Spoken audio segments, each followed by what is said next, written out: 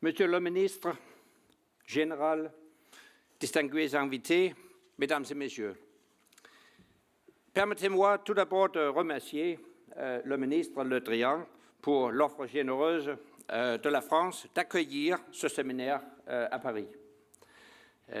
C'est là une nouvelle manifestation claire de l'engagement fort de la France envers l'OTAN et de l'exemple que la France continue de donner au sein de notre alliance. La France a montré sans tarder sa solidarité en déployant des avions supplémentaires à l'appui de notre mission de police du ciel dans les États baltes. La France apporte aussi une contribution significative à la sécurité de l'Europe et de l'Alliance grâce à ses opérations déterminées au Mali et en République centrafricaine. Et la France reste décidée à investir dans les capacités de défense de pointe dont nous avons besoin, tant à l'OTAN qu'à l'Union européenne. Et bien sûr, l'une des contributions les plus appréciées de la France à notre alliance est notre commandant suprême malien pour la transformation, le général Paloméros. Je tiens à le remercier ainsi que son équipe pour le travail remarquable qu'ils accomplissent au profit de la défense intelligente, de l'initiative d'interconnexion des forces et plus largement pour la réforme de l'Alliance. Je lui suis aussi très reconnaissant d'avoir organisé ce séminaire. Merci beaucoup. We are meeting at a defining moment for the security architecture we have built together over the last decades. Events in eastern Ukraine are of great concern. I urge Russia to step back. Any further move into eastern Ukraine would represent a serious escalation rather than the de-escalation that we all seek. We call on Russia to pull back the tens of thousands of troops it has massed on Ukraine's borders, engage in a genuine dialogue with the Ukrainian authorities, and respects its international commitments. The crisis raises serious questions for Euro-Atlantic security. Now is the time for the right answers. And let me put forward 3 answers which I see as key for our Wales summit in September. We must prepare a readiness action plan. We must reinvest in our defense. And we must reinforce the Transatlantic bond. So, first, we must stand ready at all times to safeguard the security of all allies, to deter and defend against any attack, to deal with the unexpected, and to address the Argo crisis around our borders with our network of partners around the world. Because from Sevastopol to Syria and the Sahel, we are facing a dangerous world where threats are complex, unpredictable, and interconnected. Newer challenges such as terrorism, failed states, cyber and missile attacks, and old challenges in new guises, such as attempts to read your borders by force. We must develop an action plan to strengthen our readiness, and this requires the right training, the right posture, and the right capabilities.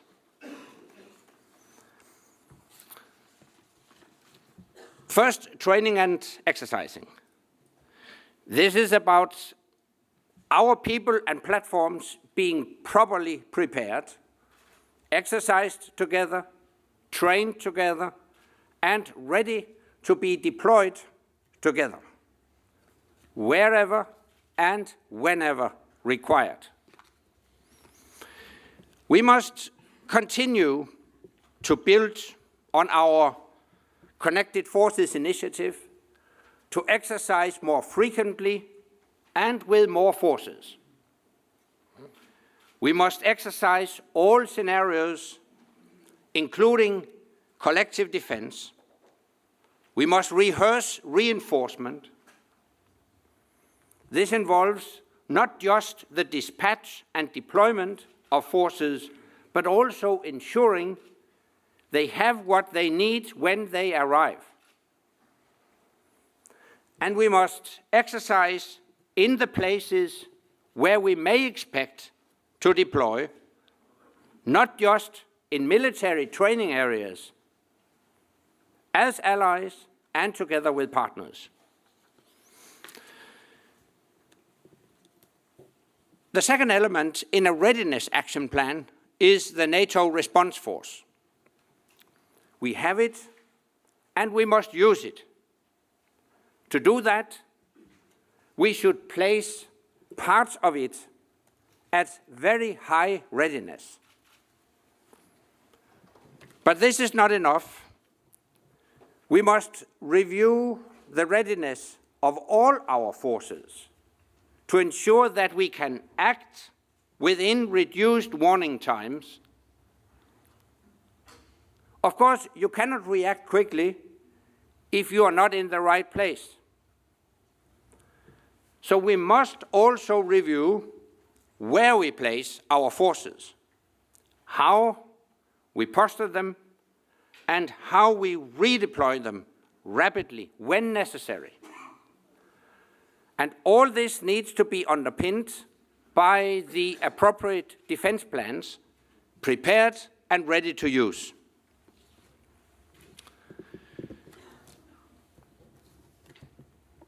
The third element for improved readiness is improved capabilities.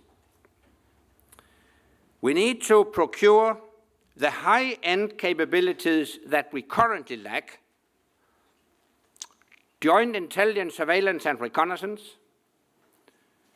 missile defense, air command and control, and airlift. Much work has already been done to fill these gaps, but we need to advance and expand our programs.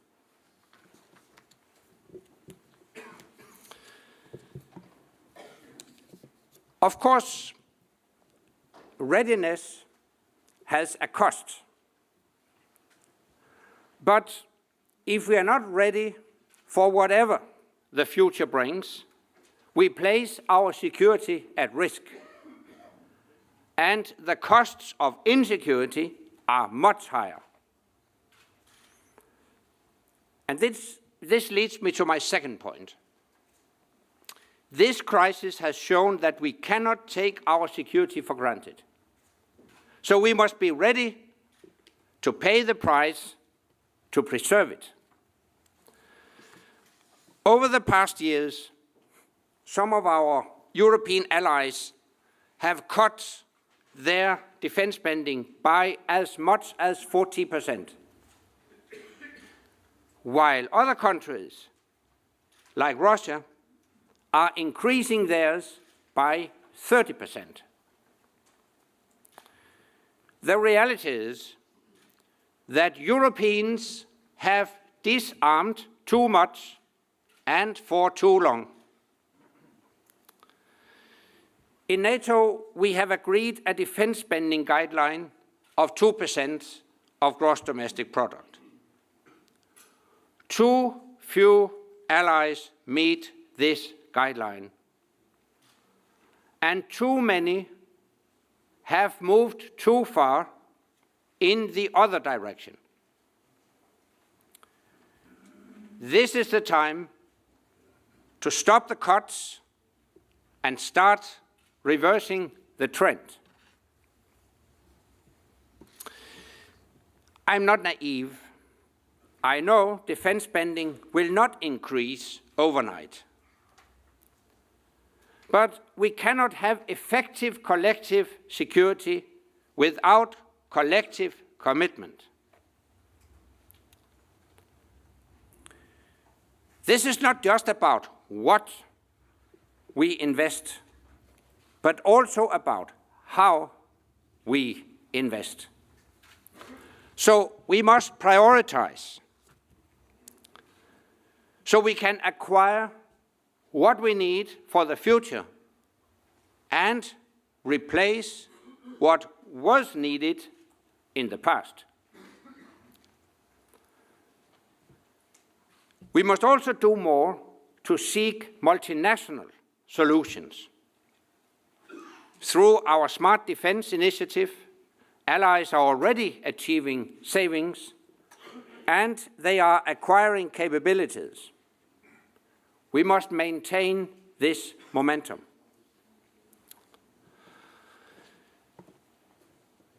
My third and final point is that the bond between North America and Europe remains vital for our shared security, and we must reinforce it.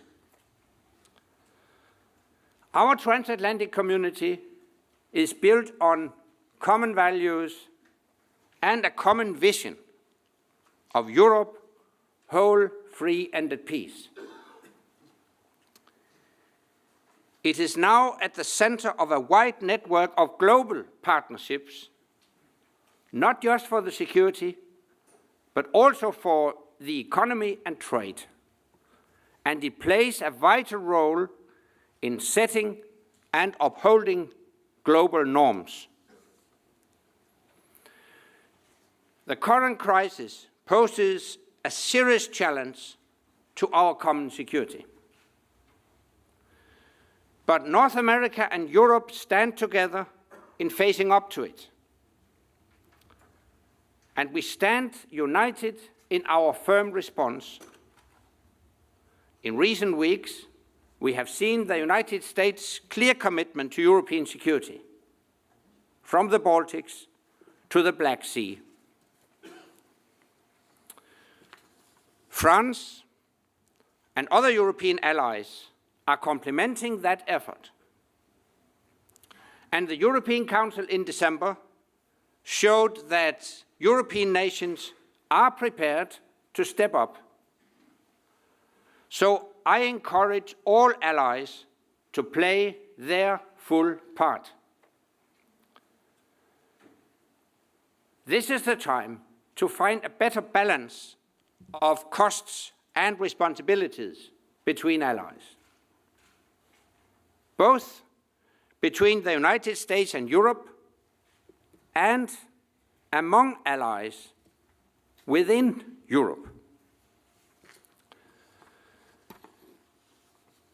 A better transatlantic balance is also based on better cooperation between NATO and the European Union. We are working together successfully in the Balkans, in Afghanistan, and in the Indian Ocean. And when I look to Ukraine, I see scope for an even closer relationship. We all have an interest in helping to stabilize and strengthen Ukraine. There is a lot of work to do, and there is a role for all of us to play. The European Union could make a considerable contribution in helping to reform the police and border service, while NATO could help to reform the Ukrainian defense structures and armed forces as the Ukrainian authorities have asked us to do. Such a close and coordinated cooperation between NATO and the European Union would be good for Ukraine, and it would also be good for Europe and North America. Our strength is our solidarity. We are simply stronger when we act together. This does not contradict national sovereignty. It reinforces it.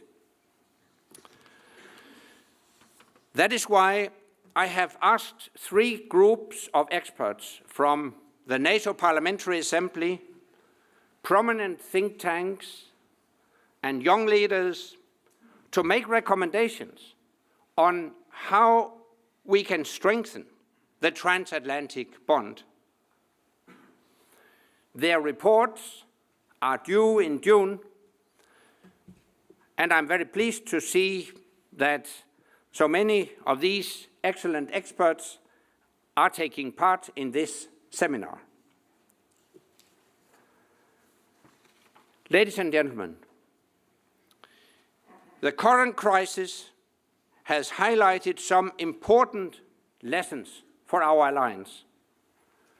We need to improve our collective defense and readiness. We have to increase our investment in defense, and we must maintain the vitality of our transatlantic bond. For the past 11 years, Allied Command Transformation has demonstrated its value and success as a driver for change. And as we approach our summit in Wales later this year, your debates should help us find the way to apply those lessons. So I look forward to receiving your recommendations so that NATO remains ready and robust in an unpredictable world. Thank you very much.